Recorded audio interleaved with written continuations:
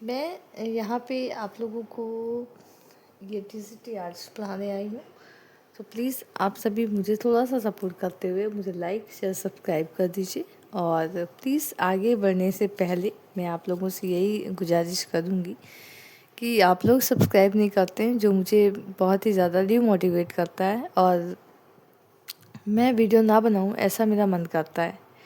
तो प्लीज़ मेरे इस चैनल को अगर आप देख रहे हैं तो प्लीज़ लाइक शेयर सब्सक्राइब जरूर करिए, बिना उसे करे आगे मत बढ़िएगा। तो चलिए स्टार्ट करते हैं आज हम अपना एक टॉपिक, राजस्थानी कला। राजस्थानी कला में हम पहले क्या जानेंगे, हम कुछ मेन टॉपिक्स आपको बताएंगे, एक लंबा पोथा बुक नहीं पढ़ाएंगे। तो राजस्थानी कला के बारे में हम क्या जानते हैं, कला और साथ ही साथ हिंदी साहित्य के क्षेत्र में जो 15वीं-16वीं सदी थी वो स्टार्टिंग का समय था। हमारे राजस्थानी कला की स्टार्टिंग का समय था, पुनरुत्थान का समय था। यहाँ पे सगुण वैष्णव धर्म और रीतिकालीन साहित्य में इस प्रक्रिया के विकास में बहुत ही ज़्यादा सहयोग दिया था। ठीक है, जो सगुण भक्ति आंदोलन है और रीतिकालीन छंदों पर आधारित चित्रों की निर्माण प्रक्रिया यहाँ पे 18वीं सदी से प्रारंभ हुई है। ठीक है, तो आइए और आगे बढ़ते हैं। इसकी स्टार्टिंग अगर हम कहें राजस्थानी की कला की, तो इसकी स्टार्टिंग होती है 15वीं-16वीं सदी में। कला की शुरुआत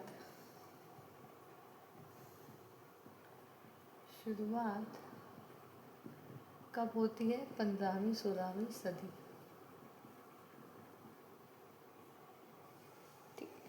राजस्थानी कला की शुरुआत होती है यहीं से, और इसे यहाँ पर एक अपभ्रंश शैली भी हुई है जिसे हम राजस्थानी शैली के नाम से भी जानते हैं। और जो है प्रारंभ में इस शैली में चित्र राजा दरबारों के मनोरंजन हेतु, लेकिन धीरे धीरे करके चित्रों की जो पहुँच जन सामान्य तक पहुँच गई थी और इस शैली में लोक शैली का रूप धारण कर लिया था। तो इतना कुछ इम्पोर्टेंट नहीं है, आपको मेन जानना है स्टार्टिंग इसका कब से है, 15वीं-16वीं सदी से स्टार्ट होता है। और इसके जो आपको अगर हम बताएं कि इस शैली का जो शोध किया था वो कौन कौन लोग हैं, इनके जो शोधकर्ता हैं, इसे हरमन गोइटस है। शोधकर्ता शोधकर्ता हम कह सकते हैं हरमन गोइटस।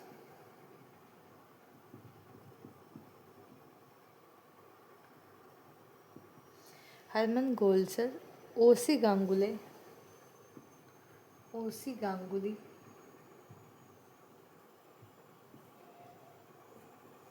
ठीक है, प्रेसिल ग्रे,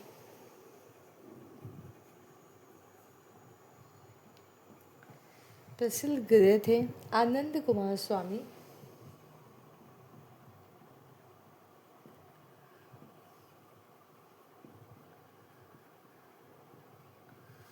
साथ ही साथ पर्सी ब्राउन,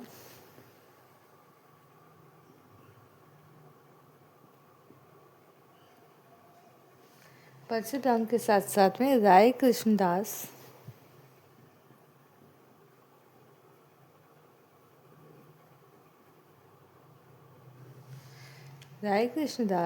आदि। ठीक है,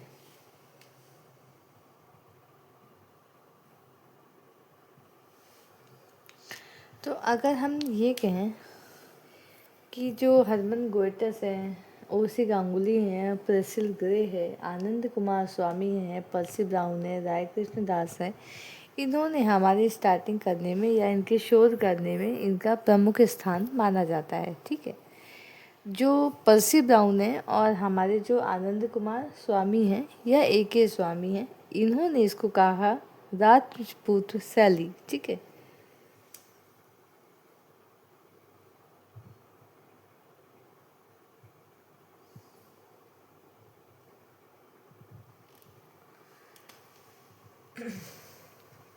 पर्सी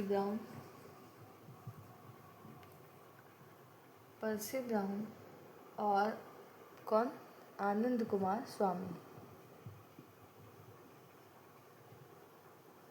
इन्होंने इसको क्या कहा था, इन्होंने इसको राजपूत शैली कहा था। क्या कहा था? राजपूत शैली। ठीक है, इन्होंने इसको राजपूत शैली कहकर संबोधित किया। और राय कृष्णदास ने पहाड़ी शैली को राजस्थानी शैली कहा था। ठीक है, राय कृष्णदास ने क्या कहा था? राय कृष्ण दास, इन्होंने पहाड़ी शैली को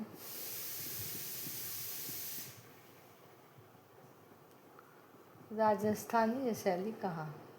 नहीं, स्थानीय शैली। नहीं सही है, राजस्थानी शैली।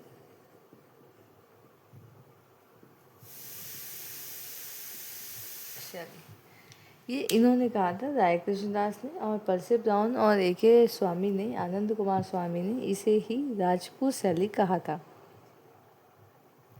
राय कृष्णदास का मानना है कि पहाड़ी शैली का जन्म किससे हुआ था? मुगल शैली से।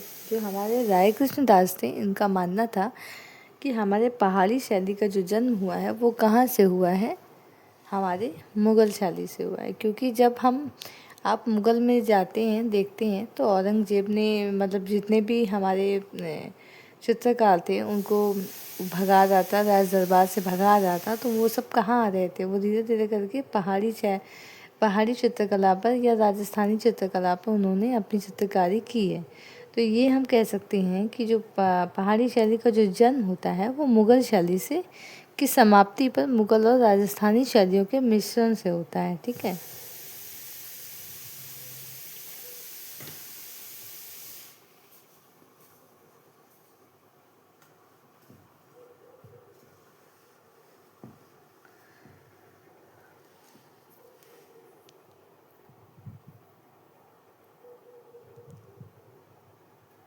इसमें एक चीज़ इम्पोर्टेंट और भी है। दोनों शैलियों के साथ साथ में तुलनात्मक दृष्टि से राजस्थानी में किसका चित्रण किया गया? तो राग रागनियों की अधिकता ज़्यादा थी।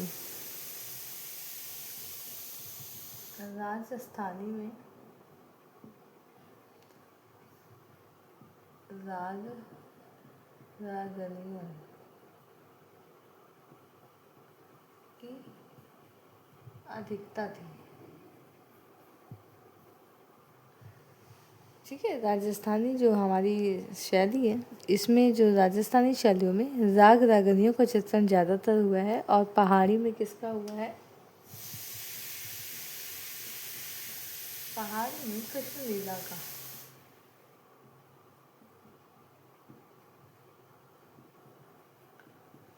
राजस्थानी में राग रागनियों का चित्रण हुआ है, और पहाड़ी में कृष्ण की लीलाओं का चित्रण हुआ है।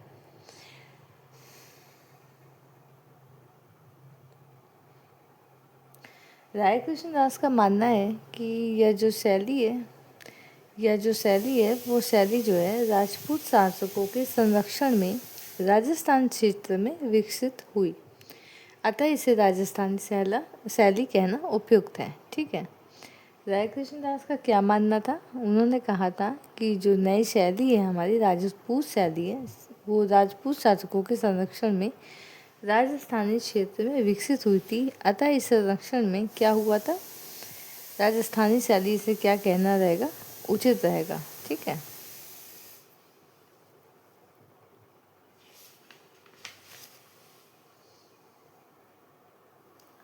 बाकी जो हमारी राजस्थानी शैलियाँ हैं, इन्हें 4 वर्गों में बांटा गया है। इन्हें 4 वर्गों में बांटा गया है। 4 वर्गों में बांटा है राजस्थानी शैलियों को। वो क्या क्या है? ठीक है, आइए वो भी जानते हैं। मेवाड़ शैली,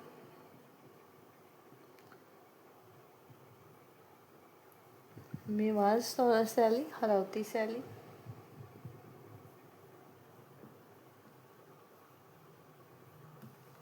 हरौती शैली, धुंधार शैली,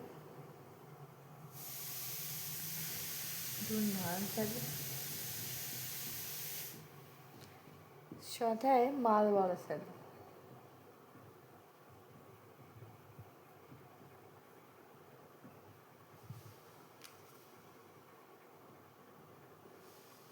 ठीक है।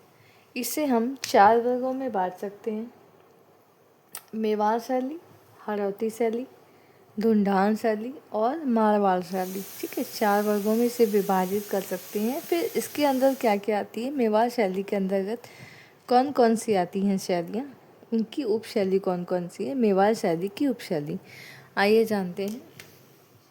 मेवाड़ की उपशैली, मेवाड़ की उपशैली कौन सी है? मेवाड़ की उपशैली क्या क्या हो सकती है, आइए। सबसे पहले तो हम जानते हैं कि जो मेवाड़ शैली है ये किसके शासकों के संरक्षण में विकसित हुई थी। तो जो हमारी मेवाड़ शैली है वो सिसोदिया शासकों के संरक्षण में विकसित हुई थी। ठीक है, सिसोदिया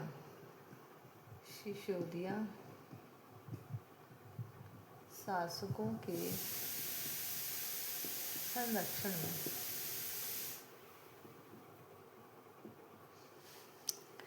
जो हमारी मेवाड़ है, ये जो है मेवाड़ हमारी जो शैली है ये सिसोदिया शासकों के संरक्षण में विकसित हुई थी। और अब हम इसकी बताते हैं कि मेवाड़ शैली की उपशैली कौन कौन सी है। तो लिखिए,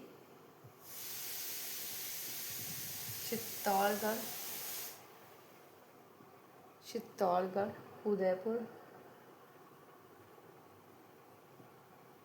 Deogarh, Nathdwara,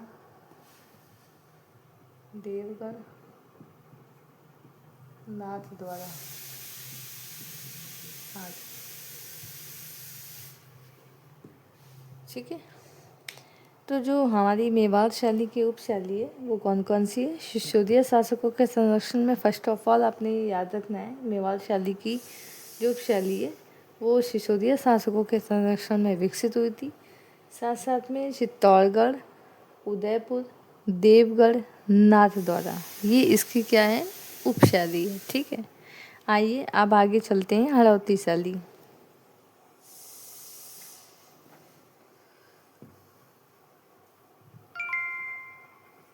Receive 300 rupees on Google Pay for business.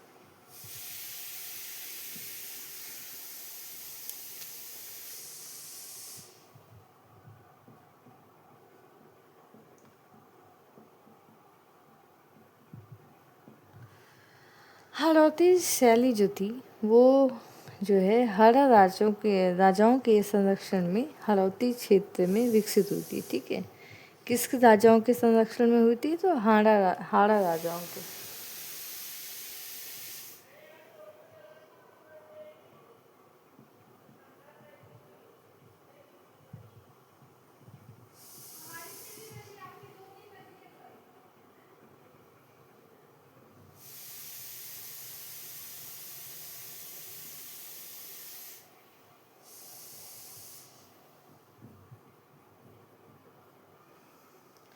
ठीक है, यहाँ पे इसके बारे में जानेंगे हाड़ौती शैली के बारे में कि ये हाड़ा राजाओं के संरक्षण में विकसित हुई थी।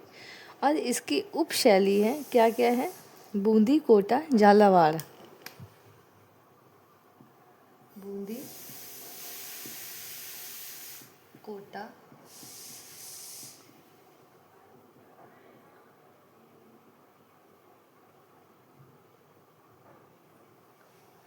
ठीक है। हाड़ौती शैली की जो उपशैली है बूंदी, कोटा, झालावाड़ है और ये हाड़ा राजाओं के शासकों के संरक्षण में ज़्यादातर विकसित हुई थी। ठीक है, चलिए नेक्स्ट आते हैं हम अपनी ढूंढान शैली।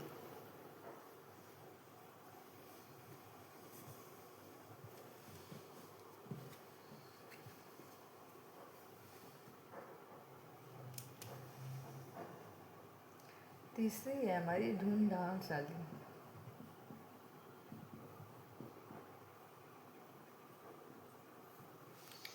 ढूंढान शैली में क्या है, इसका विकास कछवाहा के संरक्षण में या ढूंढान क्षेत्र में हुआ था।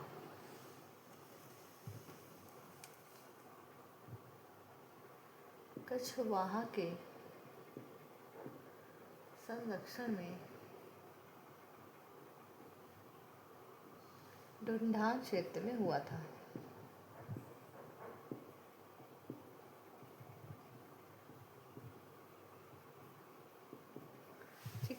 कछवाहा शासकों के संरक्षण में ढूंढान क्षेत्र में हुआ था। और जो ढूंढान की उपशैली है ये है जयपुर, अलवर, उनियारा, शेखावटी। ठीक है, इनकी उपशैली है, हमारी ढूंढान शैली की उपशैली है जयपुर, अलवर, उनियारा, शेखावटी। ठीक है, ये 4 हैं। और ढूंढान शैली किसके शासकों के संरक्षण में विकसित हुई थी? तो कछवाहा शासकों के संरक्षण में विकसित हुई थी, ढूंढान क्षेत्र में ही हुई थी। जयपुर, अलवर, उनियारा, शेखावटी इनकी उपशैली है। ठीक है, आगे चलते हैं हम अपनी मारवाड़ शैली। चौथी है, और चौथी और लास्ट है हमारी मारवाड़ शैली। इसके बारे में क्या जानेंगे? मारवाड़ शैली के बारे में। मारवाड़ शैली का विकास मारवाड़ राठौर शासकों के संरक्षण में हुआ था। इसका विकास हुआ था मारवाड़ के राठौर शासकों के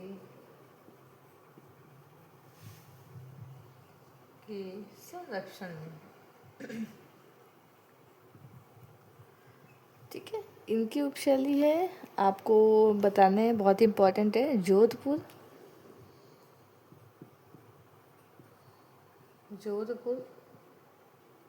बीकानेर,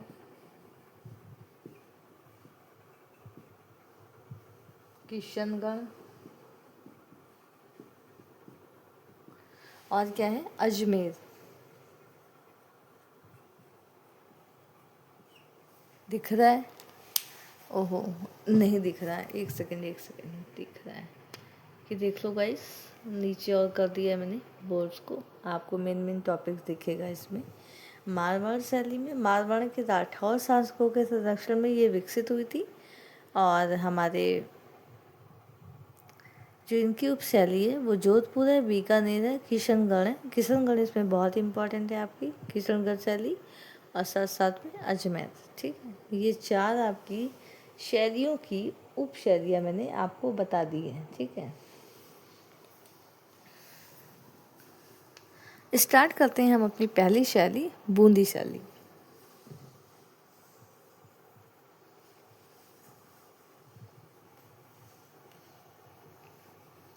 राजस्थान में ही आती है हमारी बूंदी शैली।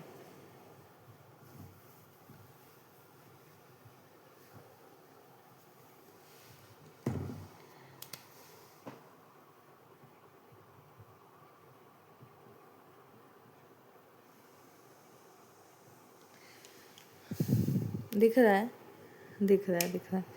बूंदी शैली में क्या होता है, आइए देखते हैं।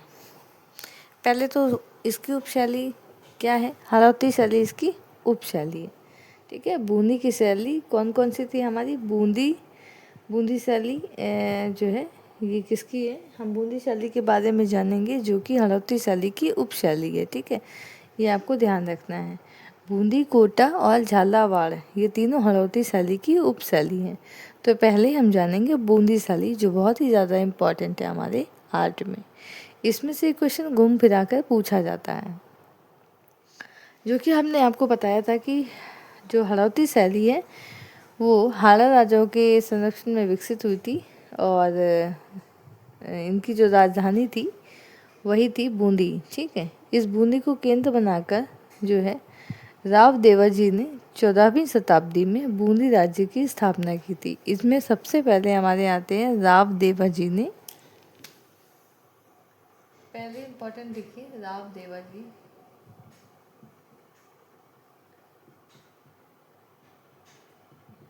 14वीं शताब्दी में जो इन्होंने 14वीं शताब्दी में बूंदी राज्य की स्थापना की थी।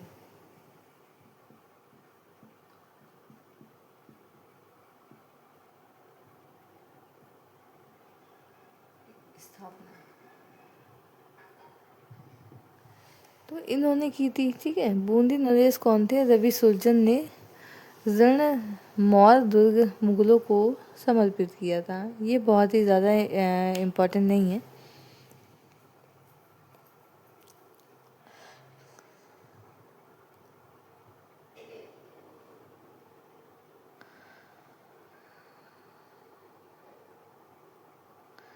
अगर हम इसमें देखें कि राजस्थानी बूंदी में रंग महल का निर्माण और क्षेत्र महल का निर्माण हुआ था। तो राजस्थानी बूंदी में किसका किसका निर्माण हुआ था? बूंदी में रंग महल और क्षेत्र महल। रंग महल और क्षेत्र महल का निर्माण हुआ था, ठीक है। रंग महल और क्षेत्र महल का निर्माण हुआ था। बूंदी नरेश भाव सिंह के समय में मतीराम जैसे कवि हुए थे। ये बहुत इम्पोर्टेंट नहीं है, घूम फिरा के नहीं पूछा जाता है, लेकिन जो चीज़ें आपको घूम फिरा के पूछते हैं वही हम आपको कोशिश करेंगे बताने की। मेवाड़ शैली नहीं, मेवाड़ शैली नहीं भाई, बूंदी शैली चल रही है अभी। तो हम आगे चले गए क्या? नहीं, सही है।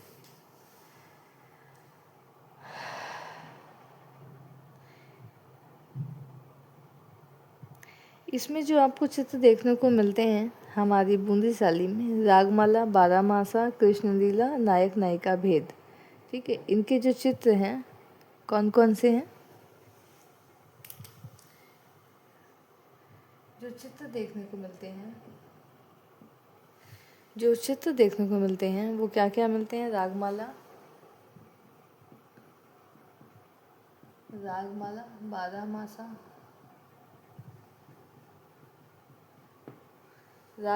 बारामासा,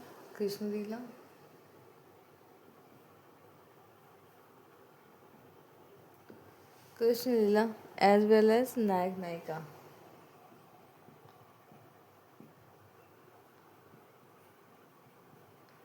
नायक नायिका भेद, ठीक है। ये चित्र आपको इसमें देखने को मिलते हैं।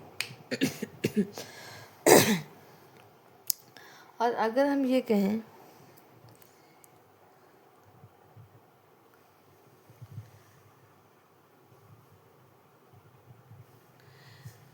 अठारहवीं सदी में जो बूंदी शैली थी अपने विकास के चरमोत्कर्ष पर आ गई थी। मुखमंडल पर लगाया गया मटियाला रंग एक रेको इसमें इम्पोर्टेंट नहीं है। इसमें अगर हम देखें बूंदी शैली में चित्रकार देख लीजिए आप लोग बूंदी शैली के, ये बहुत पूछा जाता है। चित्रकार, बूंदी शैली के चित्रकार कौन कौन से हैं? बूंदी शैली के चित्रकार हैं हमारे सुरजन,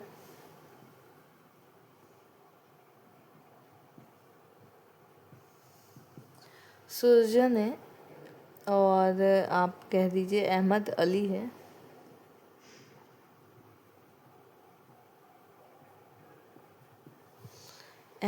है, ठीक है। और श्री किशन है,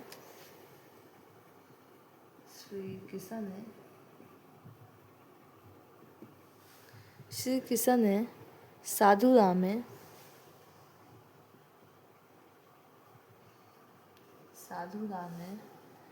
मोहन है,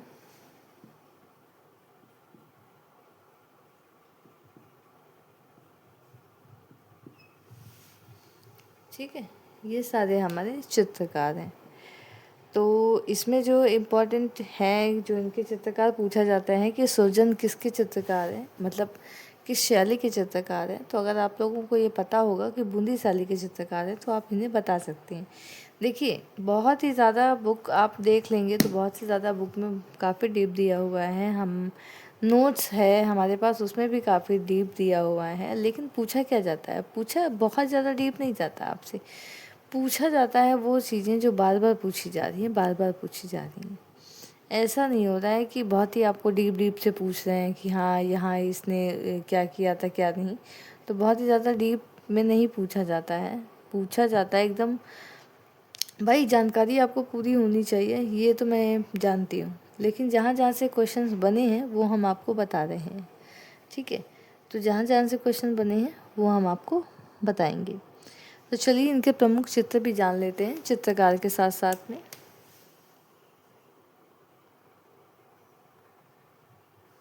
इनके जो चित्र बने हैं कौन कौन से बने हैं, दीपक, राग दीपक, राग भैरवी, राग दीपक, राग भैरवी, रागनी हिंडोली,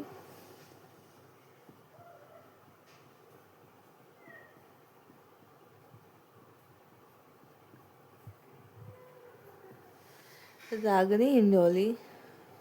और एक चित्र जो महत्वपूर्ण है वो आप लोग नोट कर लीजिए, राव उम्मेद सिंह के द्वारा सूर सुअर का शिकार, ठीक है।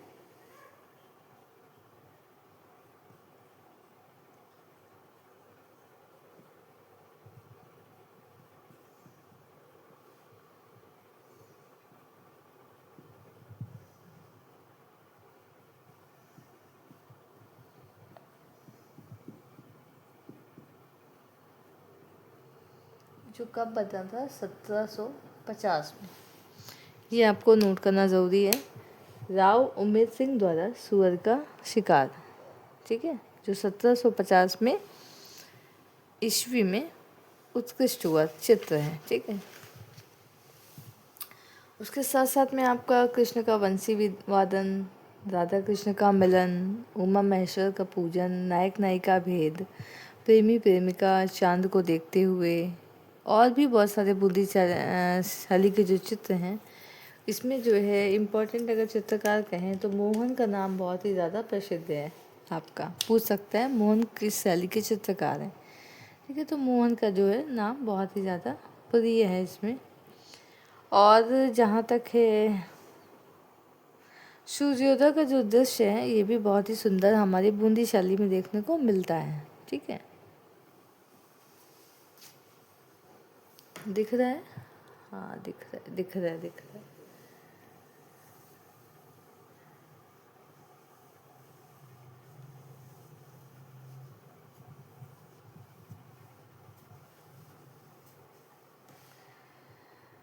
सूर्योदय का जो है बहुत ही अच्छा दृश्य दिखाया गया है बूंदी शैली में। सूर्योदय का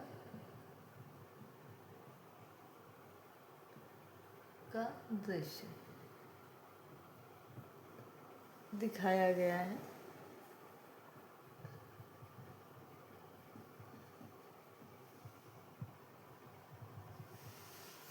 सूर्योदय का जो दृश्य है वो हमारे इसमें दिखाया गया है।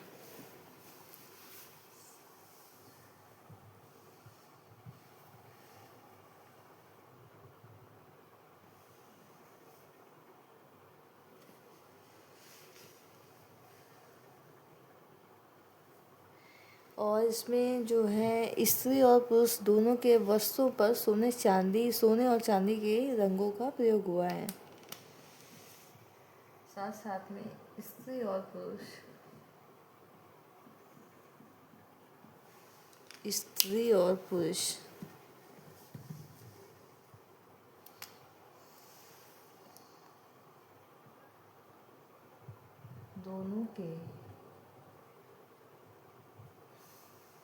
दोनों के वस्त्रों पर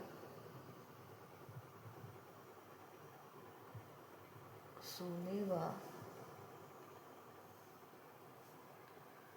व चांदी के रंगों का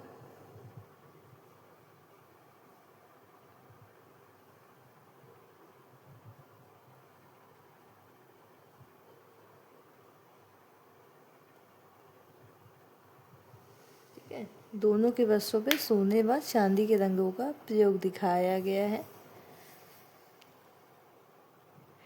क्रीडारत पशुओं का भी चित्रण है इसमें, क्रीडारत पशुओं का चित्रण है।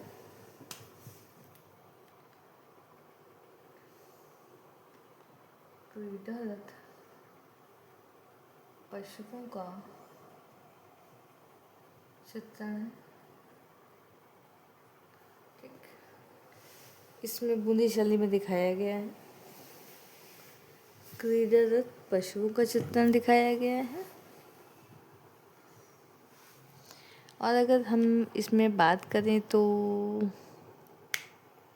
इनमें रंगों में लाल, पीले, साथ ही साथ नारंगी और हरे रंगों का भी प्रयोग हुआ है। रंगों में लाल, पीले,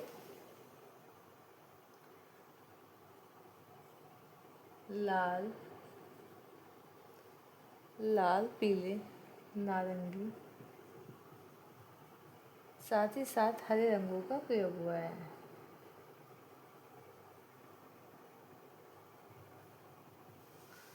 साथ साथ में इसमें हरे रंगों का भी प्रयोग हुआ है। इसमें अगर चित्र में तो कोई खास इम्पोर्टेंट नहीं है। रंग महल चित्र में मैंने आपको बता ही दिया है। तो बूंदी शैली पर कोटा शैली, कांगड़ा शैली का भी प्रभाव दिखाई देता है। ठीक है। और डोंडिया का नाम भी बूंदी से जोड़ा जाता है। पहाड़ी चित्रकला में जो चित्रकार हैं डोंडिया, इनका नाम भी जोड़ा जाता है बूंदी शैली से। ठीक है। तो बस बूंदी शैली में बहुत ही ज़्यादा इम्पोर्टेंट टॉपिक जो था वो हमने बता दिया है। कैसा लगा ये क्लास आप लोग हमें बताइएगा ज़रूर। Thank you so much for watching.